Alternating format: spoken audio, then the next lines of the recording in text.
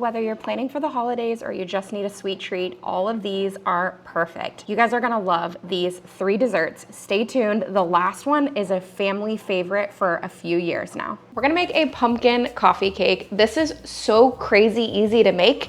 You need a box of cake mix or my homemade version, and I'm telling you guys, this comes together. I mean, it's literally so easy. If you need something to take to maybe a church event or a friend's house, or you're inviting people over and you're just having like a nice coffee and a pastry afternoon, something fun like that, this is a great one to make because it's minimal effort and it's just easy to do. The first thing that we need to do is preheat the oven to 325 degrees. I have a box of cake mix here. Now I'm using my homemade version. If you don't know what I'm talking about, head over to feedingthebirds.com. It is on my website and it is so easy to make. You also don't have all the preservatives or the extra things in there. I'm telling you, you already have these ingredients in your pantry. I honestly can't think of a single person that I know of that wouldn't have these ingredients: flour, sugar, baking powder, and salt. And I forgot to add the salt. Don't worry about me, y'all. So most of you probably already have all those ingredients in your pantry. Now we're gonna combine this box of cake mix or dry cake mix with a can of pumpkin puree. Not pumpkin pie filling, not you know, one of the ones that has like the added sugar and stuff. This is strictly just 100% pumpkin. 1 full can.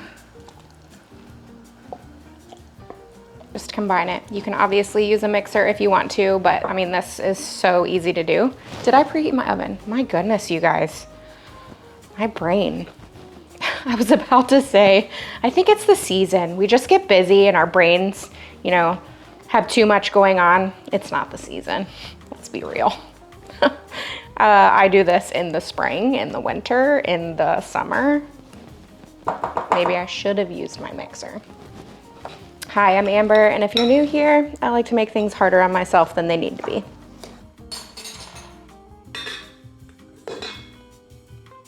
I'm just creating more dishes. Don't worry about me. This is what we do. This is what we do here. All right, to the mix here, I'm gonna add about a ½ teaspoon of ground nutmeg. You can measure that, obviously. I just do a touch of that. We also wanna add in some cinnamon, and honestly, my suggestion for this is just, if you like a lot of cinnamon, then feel free to add more cinnamon. If you don't really like a lot of cinnamon, then I would probably add a little bit less. I'm gonna do about 1½ teaspoons of ground cinnamon. Also, gotta have pumpkin pie spice. This is kind of a must. It's really gonna add to that flavor. So honestly, I feel like pumpkin pie spice is kind of a must. I usually add about a teaspoon here because it really enhances the flavor of that pumpkin. I personally like to add at least 1 egg. I have made this before actually where I've added 2, and that's totally fine.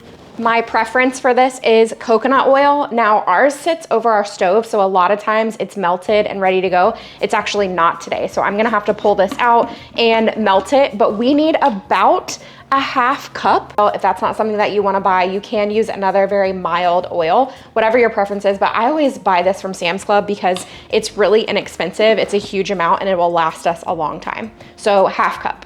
I also like about a 1/4 cup of milk. I've got some maple syrup here. I'm adding just about, let's say like a tablespoon to a tablespoon and a half. It's just gonna give that like really nice maple flavor. Let's just mix everything together. You know, I could survive without the modern conveniences, but I have them, so why do I try? It doesn't make a lot of sense. Now we need to spray a 9 by 13. Is that what this is? I mean, y'all. We're gonna take the mix here and that's gonna go all into this pan. Also, if you have been here for a while and you've been following the oven saga, where I keep getting an error code every time I start it, this has been happening for like a year now, but I am a major, what's the word? Procrastinator. So we finally just had somebody come look at the oven the other day and he was like, yeah, it's not a fixable thing. So with that said, the end of the oven saga is that we're getting a new oven apparently. So just take all of this batter and it's gonna go here into that 9x13 already greased dish. And then really, I mean, this is part of it, but the best part is the topping that's gonna go on this. Spread this around, kind of flatten it out a little bit. Okay, my oven is preheated. We're about ready. We're gonna bake this for about 25 to 30 minutes. And then while we make this, we'll make the crumb topping because, you know, this is the cake portion of the coffee cake, but what really everybody wants is the crumb topping.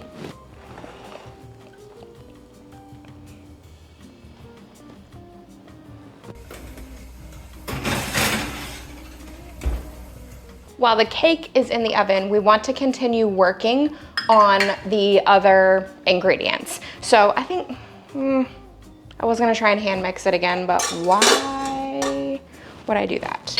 Let's go ahead in here. We've got 1 cup of butter.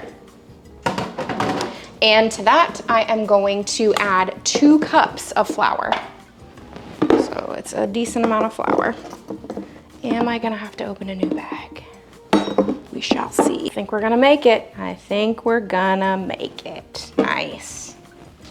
We need 2/3 of a cup of sugar.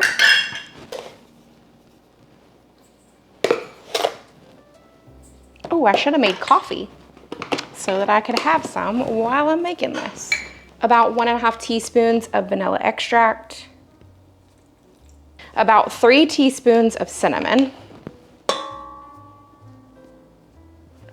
Now, because I like the flavors, I'm gonna go ahead and add a little bit of pumpkin spice into this as well, pumpkin pie spice into this as well, and really just take up that, you know, enhance that flavor. Let's put this in here. I think I'm gonna use my paddle.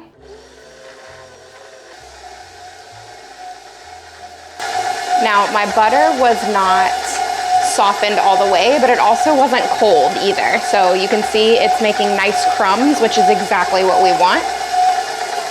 Let's go ahead and stop it there. So this is like the perfect texture. It looks like sand. Okay, so like when you go to the beach, it's like the in between the dry sand and the really wet sand, you know, at the beach.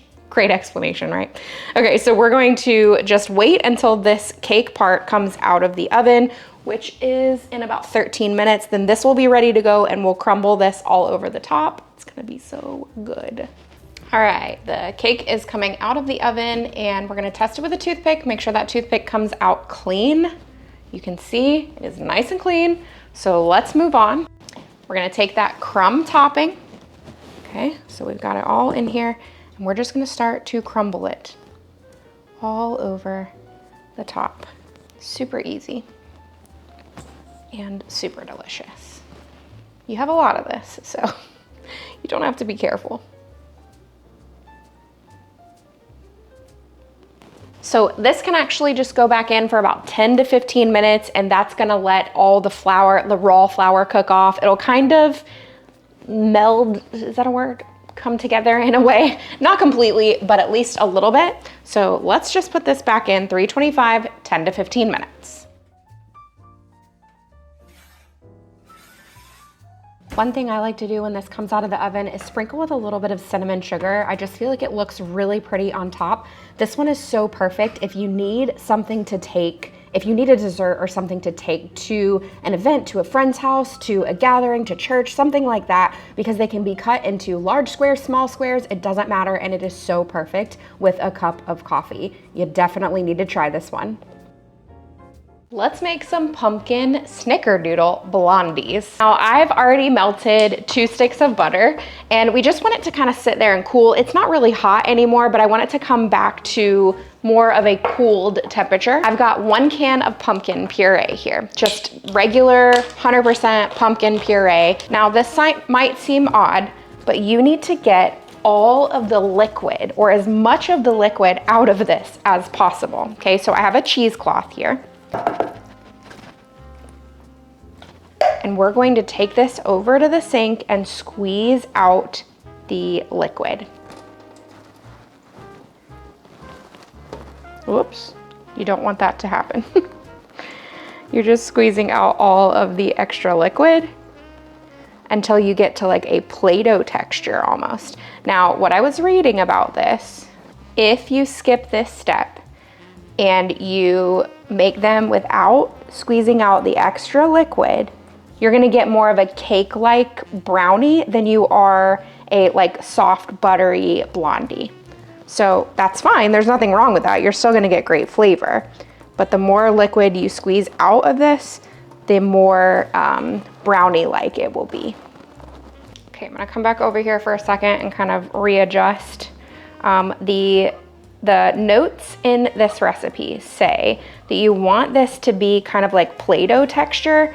We're not quite there yet, so I'm gonna rewrap and repeat. Okay, I do feel like I've gotten all of the water out that I can possibly get out. So you can see here in my bowl, it's very close to a Play-Doh texture. In this larger bowl here, we're gonna start to add the flour. We need 1 3/4 cup of flour. 1 tablespoon of pumpkin pie spice. Add that in. A teaspoon of cinnamon. Oh, that lid almost came off. 3/4 of a teaspoon of baking soda. And you guys know, I always sift. 3/4 of a teaspoon of baking powder. And 3/4 of a teaspoon of salt. Okay, I'm actually just gonna use this, just kind of mix it together. Make sure that it's all incorporated there. Okay, there is our dry ingredients, ready to go. Okay, at this point I am gonna switch to my mixer because you can just use a hand mixer, that's completely fine. But we really want the sugars and the butter to incorporate together and really become light and fluffy. So that's why I'm switching here. We need 1 cup of brown sugar. And it's nice and packed. A 1/2 cup of regular white sugar. And then we've got the 2 sticks of melted butter. So all of that is gonna go in. And then this is going to whisk in my mixer for about 3 minutes or so. I mean, we really want it to get nice and fluffy. I've noticed lately that when I do this and I really focus on this part of the mixture, getting nice and fluffy, all of my baking turns out better. The cookies, everything that we're making, they just turn out better. So we're really gonna let this go.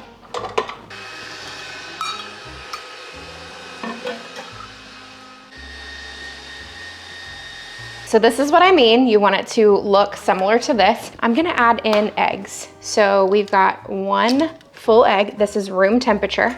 Okay, incorporate that. And then 2 egg yolks. These are also at room temperature. Can put those in there and incorporate that.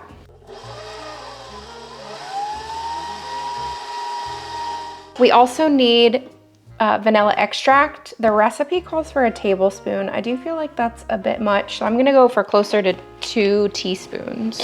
All right, so now we take that pumpkin puree and the whole thing is gonna go in and we whisk all of that together until it's combined.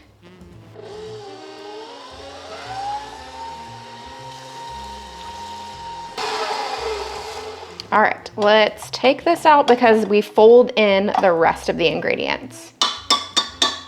The dry ingredients, we are just going to fold them in to our wet ingredients here. So really, I'm not gonna do it all at once. Just start the process here. That's maybe about half. Just kind of fold it together. Once that's incorporated, I'll add a little more. Let's add the rest.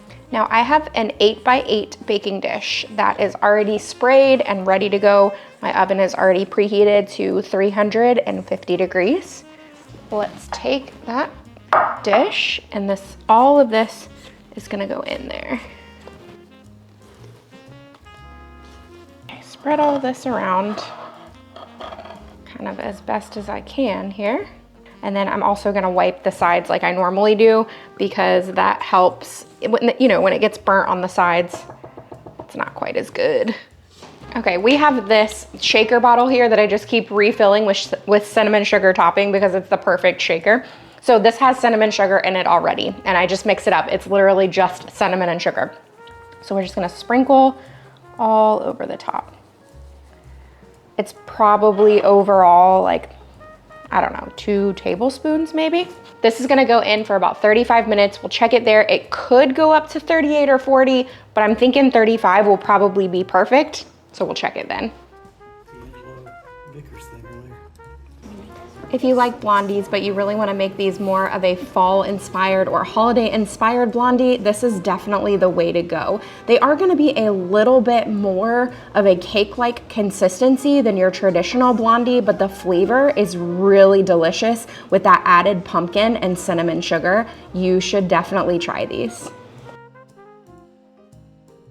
Does this apple cider donut cake take a little bit of effort? Yes, it does. But is it worth it? 100%. It's worth double the effort you're gonna make. Trust me on this one. It is crazy delicious.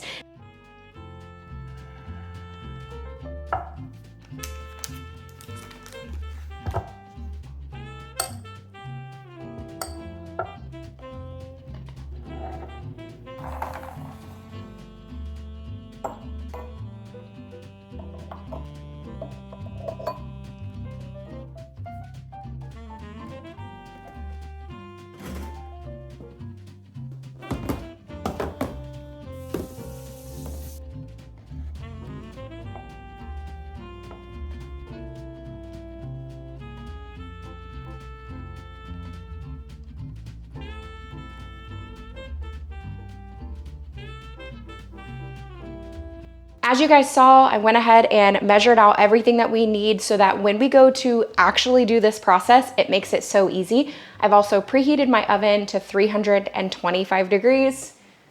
Oh, it's working this time. Sometimes it works, sometimes it doesn't. Our oven is like on the fritz here. I've got 2 cups of apple cider. This is the good stuff. This is the real stuff. You need the good stuff, trust me, okay? Like the refrigerated section, the really, really good one. We're gonna actually take this over to the stovetop and I'm gonna simmer it in a pot and reduce it by half. So you're really gonna get this nice potent apple cider flavor.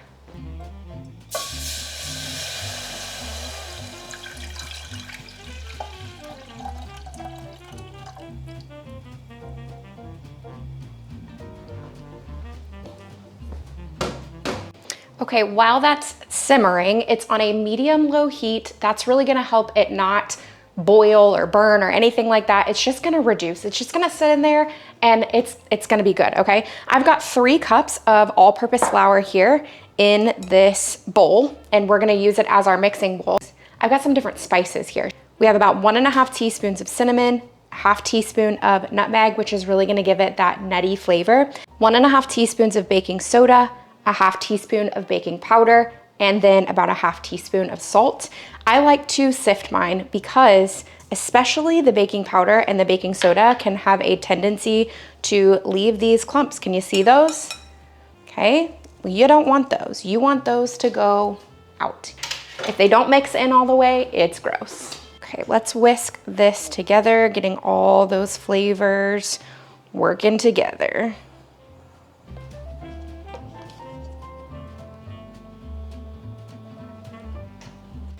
In this bowl here, we're gonna mix together the butters, the sugar, and the oil. So I have 1 stick of melted butter. You can use unsalted. I actually prefer salted for this recipe. But you guys know I prefer savory flavors. So it's even like a chocolate chip. If it says use unsalted butter, I'm definitely going for salted because that's my preference. So that stick, you can just go ahead and pour that in there, melted butter. And actually, let me grab a spatula. So let's use our spatula here, make sure we get all that butter out. I have a 1/2 cup of coconut oil here. And then we have some sugar. Okay, for the sugar, we have 1 1/4 cup of plain white sugar. All that goes in. And then a half cup of brown sugar. All that goes in. And then we're gonna mix this together really well.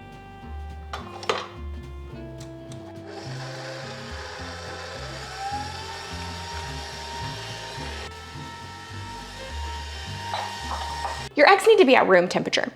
One of the tricks that I have though is just to take your eggs and put them in a bowl of warm water. And if you feel like the water gets cold, then you can change it out, put another little bit of warm water in there again. And that's gonna get your that's gonna get your eggs to room temperature faster. Because if you don't wanna wait to bake like me, then that's how you can do it. So we need to add our eggs in here one at a time. So we're gonna add an egg, mix, add an egg, mix, add an egg, mix.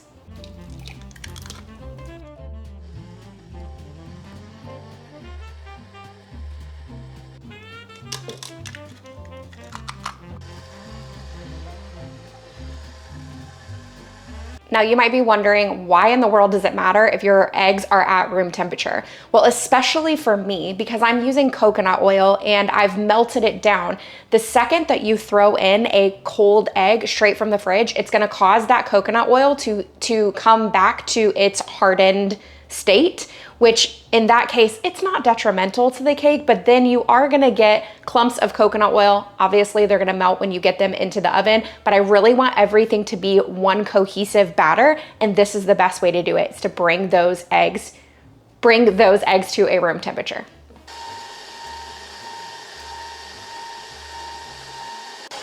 Okay, we've got a beautiful fluffy batter. My apple cider has reduced by about half. Now, I could have made this earlier in the day and just waited for the apple cider to cool down, come back to room temperature, but I wanna make this now. If you're like me, then you didn't prep any of this ahead of time earlier in the day. You wanna make this right now. So I have a bowl here with some ice and some cold water. I have another bowl sitting in it, and we are going to take that apple cider and pour it in here and just let that bring it back to a more room temperature state. We don't need it to get cold again, we just want it back to room temperature.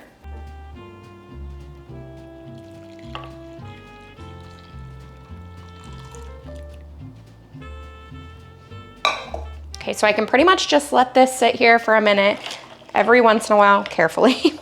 Just kind of mix it around a bit, letting it work for itself. I have one large piece of ice under there that's causing my bowl to tip, so I'm gonna have to be careful here. Now, I'm gonna set this to the side while I put in the rest of the ingredients into the mixer here, because this is actually one of the last things that goes in. So that'll give it plenty of time to cool down, to come back to a room temperature state. I'll make sure the bowl doesn't drop in there or fall down. Now, if you've been here before, we use Greek yogurt instead of sour cream. It is fine to use Greek yogurt in this recipe. We have done that before and it turns out beautifully and delicious. But if you would like to use sour cream, that's fine too. You need 1 cup. Now, this is pretty cold. I'm hoping it'll be okay. It has been sitting out for about 15 minutes or so, but hopefully that one will be all right. I think the coconut oil is now mixed in enough that it should be okay, but we're gonna put all this in there and mix it together really well.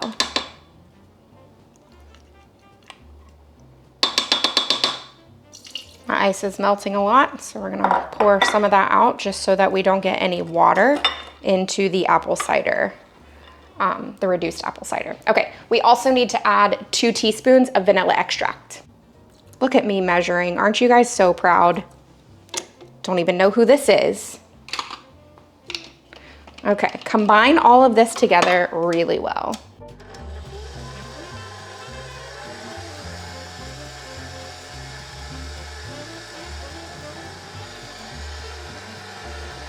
We start to add in, let's add in half of the flour mixture and whisk that together.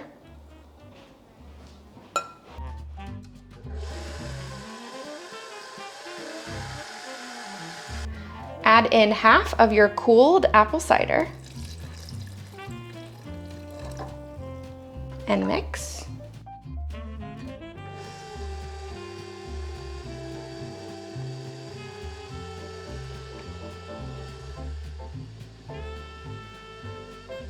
Okay, it's nice and smooth again. We're gonna add the other half. Actually, I need this to move. The other half of the flour, which I always make a mess doing this, literally always. I know it's the bowls that I choose to mix in. Okay, good. Now we will mix that in thoroughly.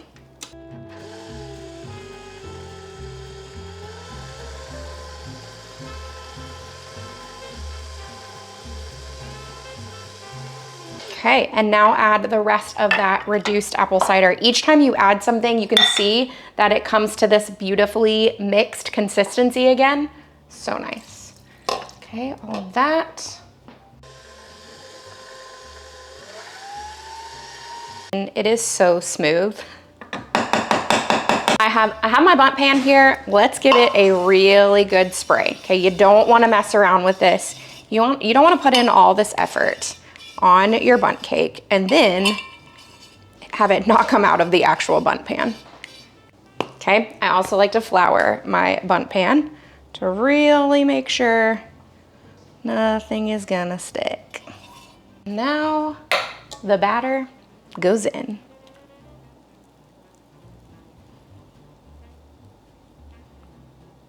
I mean, look how smooth. Such a pretty batter. My oven is done preheating. It is at 325 degrees. So this is gonna go in for 50 to 55 minutes. I am probably gonna go closer to the 55 rather than the 50 because our oven has been on the fritz. So just to make sure that this gets completely cooked, that's the safe route for me. Okay, looks good. Batter is spread out, ready to go. I need to take care of all this stuff. All right, into the oven.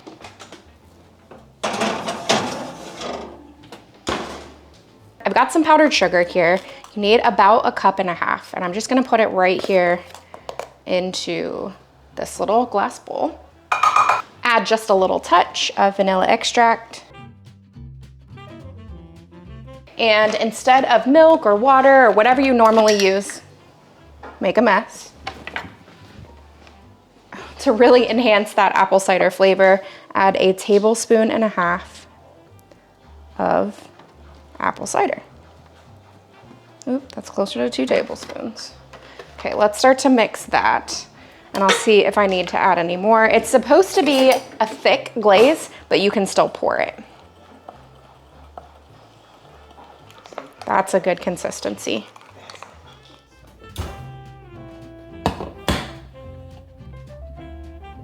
Look at this beautiful bundt cake. It came out of the pan so perfectly and so easily. I'm gonna sprinkle with cinnamon sugar. Now you can put some butter, melted butter all over before you sprinkle with cinnamon sugar if you want to, or you can just do like I'm doing and just sprinkle. Pour all over the top and you just let it run down the sides.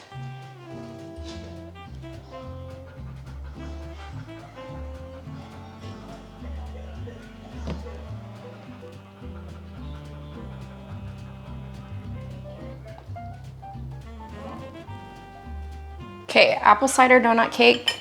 It's still nice and warm. I'm gonna try with a little bit of that icing. It's so good. It smells like a donut. It's so good. Oh my goodness. Consistency of a donut. More on the cake donut instead of the Krispy Kreme. I don't know if you call Krispy Kreme a cake donut. That is really, really good. It is like, it's not too dense. I can't even explain it. It's so good. Yeah. This is a perfect consistency. It's really, really good. You do get that apple cider flavor. Like, I don't want to pause to talk about it. I know. I should take the next bite. It's really good. I do think, so one of the suggestions in the recipe that I saw was if you have apple butter to add a little bit of that into the recipe. And I do think that would add to the sweetness of the actual cake, the cake by itself. When you take a bite with the icing, it definitely tastes very sweet. If you just take a bite of the cake by itself, it almost could be like a breakfast bread because it's not overly sweet. But y'all, you need to make this. That's really good. It's really good. Our verse today comes from Psalm 31:24. Be strong and take heart, all you who hope in the Lord. I hope you enjoyed today's video. Check out the video that I have listed above. It's such a good one. Amazing recipes. You are going to love this one. Do not leave my channel before you watch that video. I hope you're having a great week.